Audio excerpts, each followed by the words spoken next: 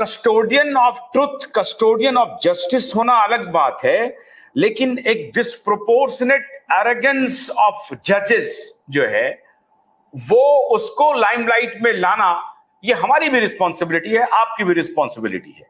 तो क्या आपको लगता है कि यहां पर डिस्प्रोपोर्शनेट ऑफ एरोगेंस जो है, एरोगेंस ठीक है होना चाहिए, वो कानून के दायरे में अगर वो सर्वाधिकारी बनना चाहते हैं तो बने, कोई दिक्कत नहीं है, लेकिन कानून के बाहर जाकर के अगर वो कहेंगे कि we have unlimited power, then it is a gross injustice and gross violation of natural justice, the act of natural justice, and gross violation of constitution and the rule and the law. तो ऐसे case में आपको लगता है आज का जो हमारा ये डिस्कशन है, अगर सुब्रत रॉय देख भी लें तो सुब्रत रॉय तो इतने डरे हुए होंगे कि पता नहीं मुझे केस में क्या हो जाएगा, नहीं हो जाएगा, वकील क्या कहेंगे। आपको लगता है कहीं से भी इस तरह के केसेस फाइल होने चाहिए, या वो फाइल करेंगे, उनके कोई वकील फाइल करेंगे और इस पे जुर्माना मांगेंगे, जिस जज ने डिस्प्रोपोर्शनेट उनको इलीगल डिटेंशन दिया है उसके खिलाफ कोई कार्रवाई होगी, या ये सुप्रीम कोर्ट के संज्ञान में ये मामला है, कोई अगर उठाया तो शायद उस पर कार्रवाई हो जाएगी? सुप्रीम कोर्ट सुओ मोटो भी ले सकता है। ऐसे कई जजमेंट्स है सुप्रीम कोर्ट के जिसमें सुप्रीम कोर्ट ने गलती किया और वो जजमेंट वापस लिया। आपको कंटेम्प्ट का एक केस बताता हूं। हरियाणा, पंजाब एंड हरियाणा के आईपीएस ऑफिसर थे एमएस अहलावत, इनको ऐसा ही किया सुप्रीम कोर्ट में, उठा के परजुरी में, कंटेम्प्ट और परजुरी झूठा एफिडेविट दिया करके 1 साल 6 महीना के जेल में भेज दिया। बाद में उन्होंने हरीश साहब साहब को साथ में लिया, जेल से छूट के आने के बाद, और रेट लगाया। तो सुप्रीम कोर्ट का लार्जर बेंच बैठा, उन्होंने क्लियर लिखा कि ये 2 जज बेंच का गलती हो गया है, 6 महीना से ऊपर उसको जेल में नहीं रख सकते थे। जो परजुरी में 1 साल रखा है वो सिर्फ मजिस्ट्रेट कोर्ट में चल सकता था केस। सुप्रीम कोर्ट ने अपने पावर, ये जो 2 जज है इन्होंने अपने पावर का एक्सटेंड किया है ज्यूरिडिक्शन, और उसके आगे वर्ड लिखा, to perpetuate error is no virtue but to correct it is a compulsion of judicial conscience. उसके आगे और जजमेंट्स है कि to perpetuate error is no heroism, to correct it is duty of the जजेस। तो जब तुम्हारे यहाँ पर गलती नजर में आ गई तो ये कोर्ट की ड्यूटी है उसको ठीक करना है। फिर कोर्ट ने उसका कन्विक्शन रिकॉल किया, बाद में वो व्यक्ति फिर से जॉब पे ज्वाइन हुआ। सिर्फ उसमें एक गलती कर दिया था वो 3 जज बेंच ने, उन्होंने ये क्या था कि हम आपको वापस ये कर देंगे, सिर्फ आप क्या करना है इसके बेस पे केस वगैरह मत डाल जज पे। तो वो जो था ना वो 3 जज बेंच का, वो भी गलत था। उसके ऊपर भी हमने एक उन 3 जज के खिलाफ में आरोपी को बचाने के लिए जो वर्ड डाला उन्होंने, तो वो 3 जज के खिलाफ में आईपीसी 218 उसमें प्रोविजन है कि उसमें 3 साल का जेल है ऐसे जजेस को कि जो दूसरे आरोपी जज को बचाने के लिए ऑर्डर करते। तो उसके तहत प्रोसिक्यूशन हमने मांगा है वो 3 जज का इसी नए रिप्रेजेंटेशन।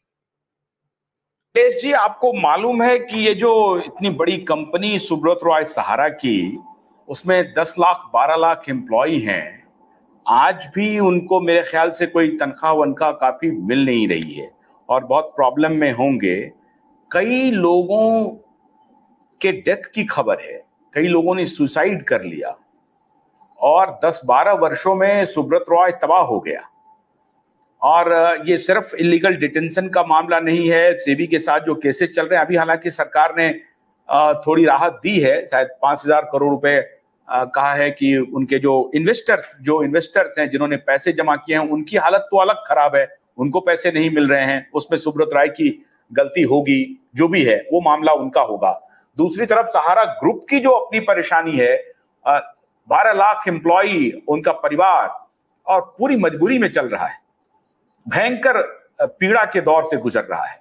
ऐसी स्थिति में कोर्ट का इस प्रकार का रवैया, आपको लगता है कि यह बहुत संगीन मामला है और जस्टिस खेहर को और जस्टिस राधाकृष्णन को जवाब देना चाहिए? बिल्कुल जवाब देना चाहिए, और मतलब जवाब नहीं देना चाहिए, उन्होंने कॉम्पेंसेशन भी देना चाहिए और उनके ऊपर इंडियन पिनल कोड में कार्रवाई भी होना चाहिए।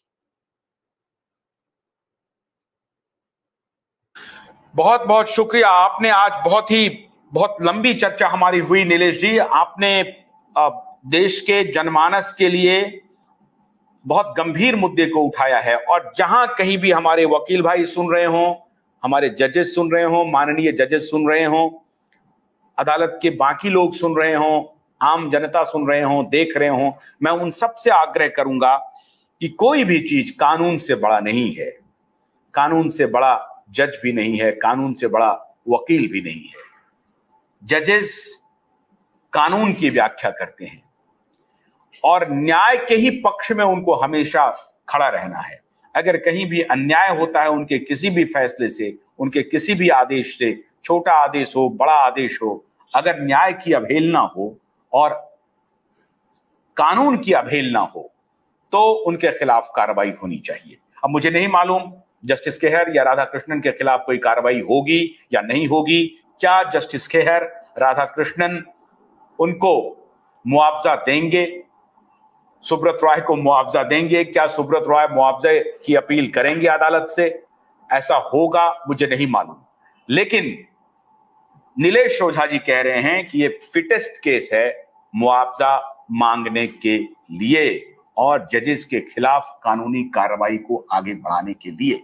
बहुत बहुत शुक्रिया नीलेश जी। हम कोशिश करेंगे कि हमारी इस बातचीत को सहारा ग्रुप तक भी हम पहुंचाएं और वो खुद देखें और उनको वो उसके बाद वो फैसला करें। बहुत बहुत शुक्रिया। सोमवार रात 9 बजे WHO के ट्रीटी के खिलाफ भारत को जगाने के लिए हमारी मुहिम की शुरुआत होगी। तो आप हमारे साथ सोमवार रात 9 बजे जरूर जुड़िए। तब तक के लिए आशुतोष को अनुमति दीजिए। नमस्कार।